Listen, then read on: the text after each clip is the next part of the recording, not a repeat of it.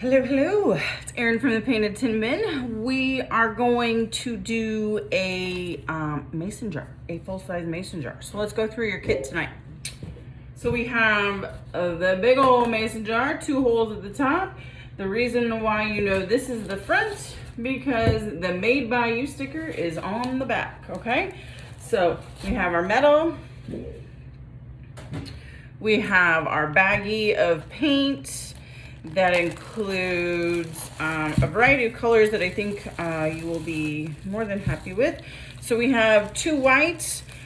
You use those as primer and accents. We have a cubby blue. So we have that. We have a light blue in case you're interested in doing something along those lines. Black for an accent color for any designs that you have.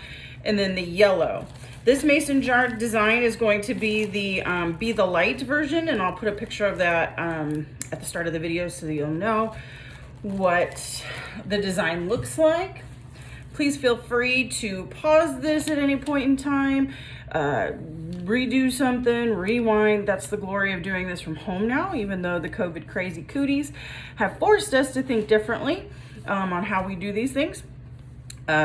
You know, it does come with some positives. You can tell me to shut up and you can pause it and you can do your own thing. So this video is also going to be a little different in that this is blank for a customer, so I'm not going to complete it. I do have my sample and a couple other things to help me along the way, so I'll show things, but I won't be completing a piece during this video. Maybe sometime in the future when I am doing this piece, I will videotape it. Wow, that's 1980s right there. I will record me doing it so you can see it step by step, but I will walk you through each step, so not to worry. This also includes a vinyl tutorial at the end, so that's the most important piece that if you struggle with, you know, to reach out to me if you have questions before you do it, because once you stick, you must commit. So you also have a baggie of other utensils, paintbrushes. Those are all in there for you, as well as a wire hanger and a bow, okay? So, and then also all of your vinyl pieces for the shape with the transfer tape already on it. So, some things that you may need to collect at home that did not come with the kit is a paper plate to put your paint on. They're little bottles, so typically I find most of my customers just kind of pour it out on like a paper plate or something. Paper towels, keep those nearby. Use the packaging of the box or the paper from within the kit box to protect your area. We are working with Sherwin-Williams exterior latex paint today, so it will stain, as you can tell by my shirt. And then if you want, you can get a Sharpie. You can use the paint. I'll show you how to do it with the paint, but I'll also show you how you can just grab a regular Sharpie that I'd say probably most people have around the house somewhere, to make a more distinct line. So, okay, let's get started. So the first thing that we're gonna wanna do is we're gonna wanna prime this for the way that I do it. Now, I will tell you that if you want a more rustic shape, you should check out our video on primitive painting, rustic painting, I think is what I called it. So just to kind of show you, this is a non-primed metal, okay, rustic shape. And what I did was I did some dry brushing with no primer underneath. Now, if you are a kind of a primitive type designer, if you like that aesthetic, if you want something more kind of old school looking, a little more weathered looking right off the bat, well, just in general, because these things ain't gonna go anywhere, I would suggest not priming and putting the paint on very thin in a dry brushing type technique. Again, see the video for dry brushing, and you could kind of achieve that. So, however, I did my mason jar. It's still primitive. but I did it a little differently. I did do the white back for the white priming, and as you can see, some of the white is coming through. So again, I did just a really light wash of the blue on mine. So it really kind of depends on which direction you're gonna go. So let's get started. So in order to do the primer, what you're gonna do is you're gonna put your white on your paper plate. You're probably gonna use a whole jar for your primer. So go ahead and just dump one little jar onto your paint or onto your plate. Grab a paintbrush and do your first coat of primer. So when you're painting, there's two things we're always gonna keep in mind. Keep it thin because it dries quicker. So I always say the first coat, go left to right. After we dry it, second coat will go up and down because that has better coverage. Really kind of your call. The primer does not have to look pretty. I'm going to show you this other shape I have. As you can see, it's not pretty, but again, it's primer. It's doing its job. Its job is to brighten the paint that we're going to put on top of this so that the dullness of the metal does not kind of dull the paint, if you will. So go ahead and do your first coat of primer, thin coat of primer, left to right. When you have completed the whole shape, going left to right, okay, you got two options here for drying paint. One, you can sit and watch paint dry. I would suggest maybe laundry or go pick up, do dishes, I don't know, something. Or you can grab a hair dryer. Now, the trick with the hair dryer is that you have to use it on cool setting. Now, on my style hair dryers here in the shop, I have to hold this blue button in. Yours is probably going to be different, or it might be the same. I don't know. Maybe we shop at the same Dollar General. Totally cool. But you can turn it on and hold the blue button in, and it has to be cool the entire time. If you do not, let's say you forget, then you need to walk away from your piece for a good hour. Reason being is that the heat, if you do not hold the cool button in, the heat from the hair dryer will warm up the metal. Metal will warm up the paint. Paint will become very pliable and kind of like tacky, and you'll be able to pull it off, and it will probably fall off on its own. So, and unless you want to keep doing your shape over and over and over again, hold the button, okay? So, first coat, left to right. Now let it dry or use a hair dryer. It really doesn't take long when you're using a hair dryer, probably a minute-ish, as long as you keep your coats thin. When you're done with the hair dryer, my trick is that I kind of just lightly rub my hand all over the paint, the area, and see if I have any paint in my hand. Or the other thing is I kind of like hold it up in the light, and if I can see a shiny piece, like shiny in the paint, that means that's still wet. So you need to dry it some more, okay? So you did your first coat, it's dry. Second coat, you're gonna go up and down, okay? Same thing, keep it thin, up and down with the white. Use the same brush for all your colors, and or use the same brush for the same color, okay? I provided enough paint brushes for you to do that, and then dry it again. It's very exciting, I know, okay. So, let's see, next piece. So the first thing you'll want to grab a pencil too, okay? So first thing you'll need to do is draw a line from here to here, okay? So that's kind of the delineation between jar and lid, okay? So first thing you need to do is you need to figure out what blue you're going to use for your mason jar. Now, you have a cubby blue and you have a light blue. You are more than welcome to combine them, see if you come up with color you like, which is what I did for this, okay? The other thing is that you could do it all blue and just have some of that white show through, okay? Then it's gonna be a really pretty, really true, ball mason jar, if you will. So it's really kind of your call. You can either combine paints, You can use the cubby blue. You can use the light blue. That lighter blue is kind of cute as well, especially we're going to put the lightning bugs on it and stuff like that. It'll be really cute. So go ahead, same concept. If you're going to do 2 coats and you want it to be opaque, not like this one, you want it to be a solid blue color. Again, you would do first coat left to right, again, keeping thin as in. Use your hair dryer. Second coat of blue, doing up and down, dry it. Really pretty straightforward in regards to that. If you want to do it more like mine, I would tell you to do one super thin coat of paint. And I, like I said, I mix the light blue and the cubby blue together on my paper plate. So it's really kind of your call in what direction you want to go.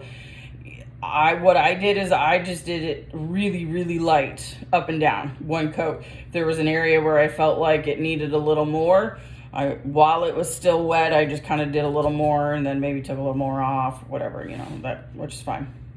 So it's really kind of your call on what your design aesthetic is, what kind of, are you going more rustic? Are you going more, cute, bright on your door for the spring? Kind of, it's whatever, however you want to go, okay? So when you do your first coat of blue, which is going to be left to right, if you're doing multiple coats of blue, while that's drying, you do not have to use the hair dryer. You can turn it over and you can start doing your lid. So while this is drying, you can paint this, okay? So grab another paintbrush, use your, I'm going to include gray. I don't want, I'm not going to include gray. We're going to just do black and white. And then that way you can make your gray as dark or as light as you want. So you may need a couple paper plates just because you may be mixing colors, but do the whole top, one coat of gray, again, left to right for your first coat. I did a more opaque finish on my lid. You can see there's nothing showing through. So I did 2 coats up here. First one went left to right. So if you do this, you could come do this while this is drying. You may still have to use the hair dryer, but at least it gives you a little bit of time to kind of let things dry on their own. If you're going to do a second coat, like I did up here, it's going to go up and down all the way across.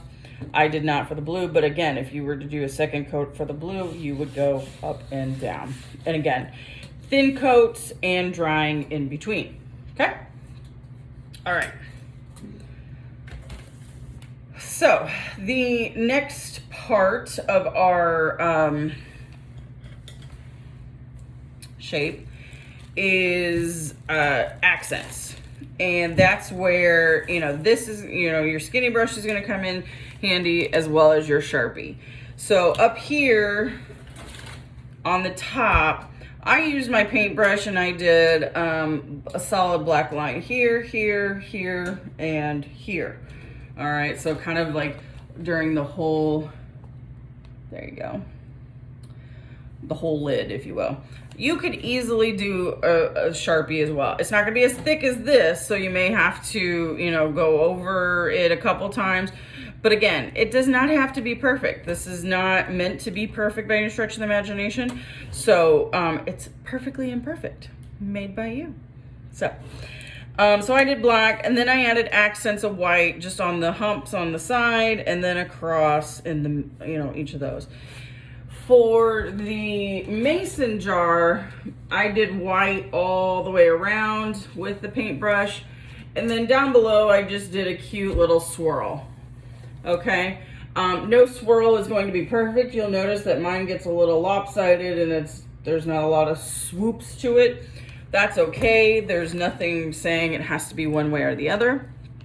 Again, I would just go through and do it once. It's not going to come out completely opaque like you may want it, but getting it all the way done, the swirl, if you will, is going to be more important, and you can go back over it with your paint. Sorry, my phone is twisting. You can go back over it with a second coat of white paint, okay? So keep that in mind. The next part is the yellow, which is for the bugs, the lightning bugs butts. I like it a lot. So what you're gonna do, you're gonna put a tiny amount of yellow on your plate. And when I say tiny, I'm talking like literally a couple drops. You can see here, you only have maybe like a third of 2 ounces, so less than an ounce of yellow. What you're gonna do is you're gonna put, I'm gonna just use my table. So you're gonna put a little bit, I'm gonna put it back here so you can see it on the bottom, and I apologize. All right, so see, I mean, it's no bigger than probably a dime. That's all you're gonna need to start, okay? So then what I want you to do is just put a little bit, okay, of paint on your shape, or not on your shape, on your paintbrush. Now, the key with this is that this is the lightning coming out of the lightning bug's butt. And if you remember, nature is perfectly imperfect as well. So, you got a little bit of this. I would just do little circles, brush it around, okay? Now, I'm doing this on the back of my shape, but you can kind of see what I did there, all right? I want you to go through and do all of your bug butts first. And my suggestion is to just put them in random spots, okay? You can put the letters in later. We're gonna put the bugs butts there first so that we can know like which, where we want the bugs butts. So I believe you have 1, 2, 3, 4. 1, 2, 3, 4, 5. 5-ish. Bugs of varying sizes. So I would do 5 circles somewhere, okay? Do all 5 of them. You could make some a little smaller because you do have some baby bugs, and then you could do it with some that are a little bigger because you do have some papa bugs. I don't know what you want to call them. Bigger bugs. So if you want to, you can. And after they all dry, if you want them to be a little bit brighter, please feel free to go over them again in a second coat of yellow. Doing the very same technique, just a little bit of paint and rub it around, okay? You could probably use a little bit more paint, a little bit more, just because you are doing a second coat. But you could even probably do a third if you really wanted to be super bright, but not necessary. So, okay. All right. Let me get some of this stuff out of the way. All right. So now we have bug butts. All right. The thing with, let me get some paper towels.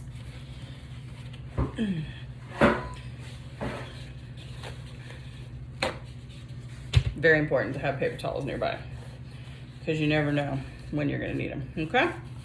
All right.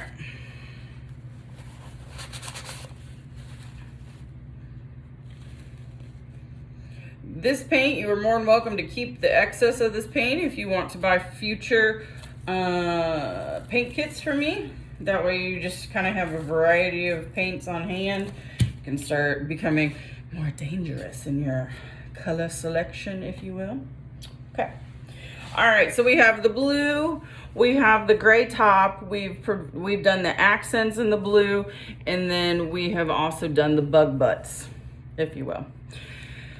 First thing that we're gonna do vinyl wise is the words. Now, around your bug butts, you need to figure out where you want your the light, and then Matthew 5:14. You do not have to use this if you don't want to. You can have just be the light. It's totally up to you. You can put these in a variety of locations throughout. I cut them up so that it's not just straight lined vinyl for you. And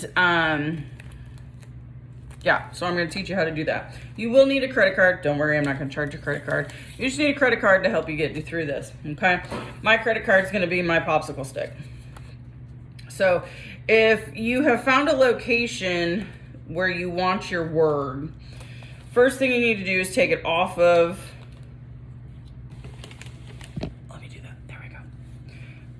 You need to take it off of the, or you can play with it. You can kind of move it around your metal, kind of see where you want it, but make sure you keep everything attached how it came to you. So the first thing, take it off.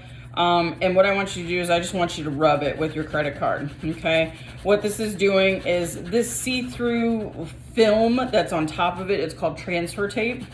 Very similar to contact paper you would find, you know, to line your kitchen and bathroom shelves. But what I want you to do is I want you to make sure that every piece of that contact paper is really super stuck to the vinyl wording B, okay?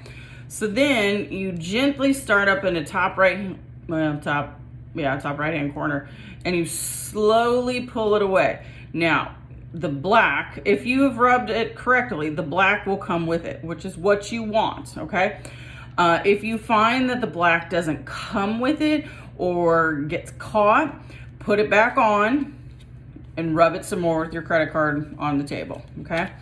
So then what you're gonna do is you're gonna take, so again, I'm just slowly, gently peeling that away from the backing paper. And then I'm gonna put this on the metal where I want it to be. Here's the word to the wise. Once you stick, you must commit. If you put it a little sideways, if you put it in the wrong spot, if you, don't do that. Once you stick, you must commit, okay? So when you get it on your metal, okay, let's say you got it on your metal, just right there how you want it, rub it again on the metal. The stickiness on the back of the vinyl, it should be stronger than this. So you shouldn't have to rub a whole lot, but rub probably for a good 10 to 15 seconds on all, you know, the whole thing.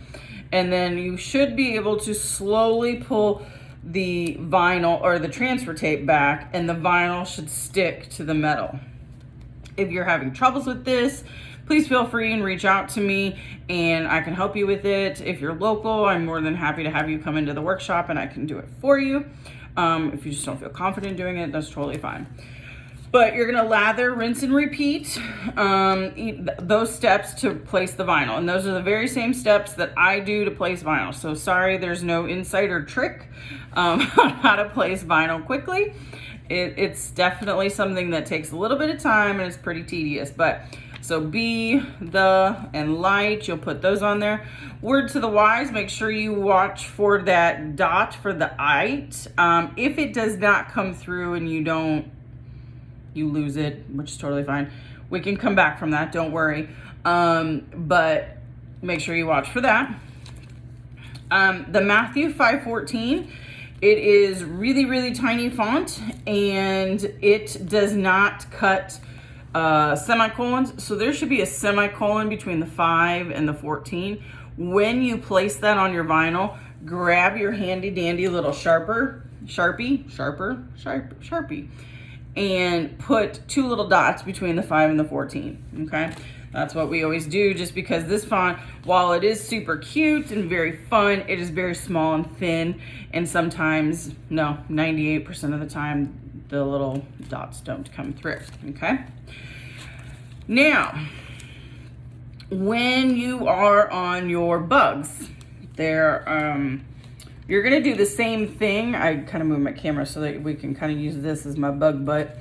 There's a couple things that you can do. So we've already put our words on it, but we still make sure you place that around some of your bug butts, if at all possible. I'm gonna use this big guy, but again, we got a big guy. Sorry. That's what happens when you talk too much. We got a big guy, 2 teenagers, and 2 babies. How about that? Okay. I'm going to use this big guy. Now, again, same thing. We're going to rub it with our credit card. Okay, the whole thing all over it. We're going to pull it across, down from the corner. Okay.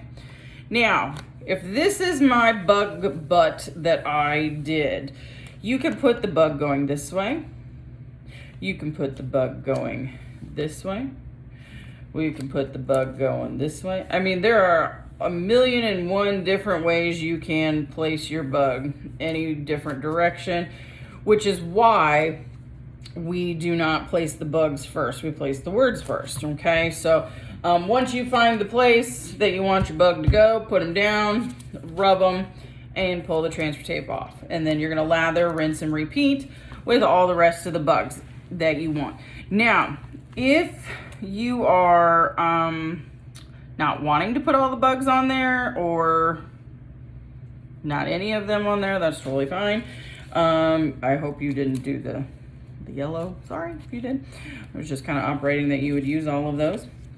But I think it's really super cute. Be the Light Lightning bugs. You know, it's very fun. Very, you know, very summer, spring, summer. You could probably even keep it up for quite a bit of the fall as well, just because those bugs hang around for so long. Okay. So, put that away. So now you have your completed piece. We're gonna pretend like this is your completed piece, minus the bow. Okay. So make sure it dries. You know, the paint had to have been super dry for you to put your bugs and your words on there. But again, just making sure it all sticks. When it's on here, if you want to just trace your finger around it, sometimes that just makes me feel better. It's not necessary. The vinyl will stick. It is 5-year exterior wear, rated for 5 years of exterior wear. So this really isn't going to go anywhere. If something goes on with it, give me a holler. I'll take a look at it, perform some surgery, do a replacement of vinyl. It's totally fine. But you know, kind of want to make sure that that's on there. So the next thing we need to do is we need to put our hanger on. So you have a wire hanger. This is electrical fence steel, not going to go anywhere. You're just going to put it through, at your desired length.